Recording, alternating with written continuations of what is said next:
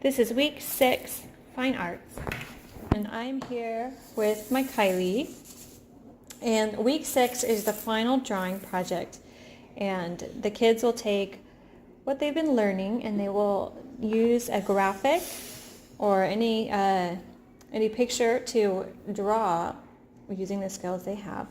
And again, we'll talk about warm-up ideas, but the instructions for warm-up is to practice any warm-ups that your class really liked or they say found difficult, so you can practice those skills. So I've got my Kylie here.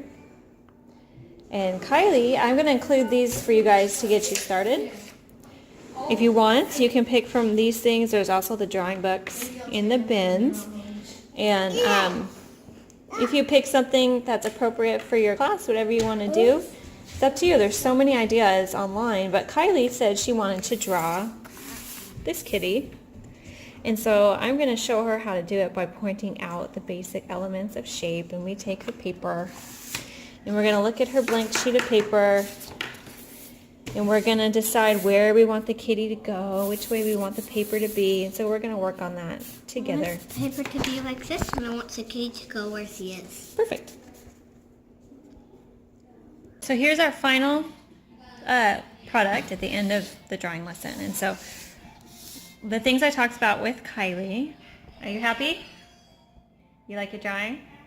Good. That's big for Kai Kai. We started by picturing where we wanted the subject on the page. And I talked about how it doesn't have to be front and center. It can kind of go off the page, be in a different spot. We focused on looking at the elements of shape rather than symbolically where it would go. That's how she was able to draw, the leg to look more like a kitty leg than the symbolic, stick and ball. At one point she made a mistake.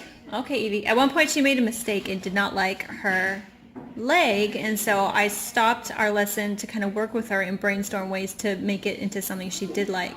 That's why we use the markers, not pencils. We don't want the kids erasing, and we want them to work with any mistakes they make to fix them. And then finally we use the whole page. She didn't finish coloring it. She scampered off to go eat her sandwich. We use the whole page for our picture. Oh, she is finished. It's snowy. And so we use the whole page. So these are all good goals that Mona Brooks talks about in her book. What are good things to focus on with your class?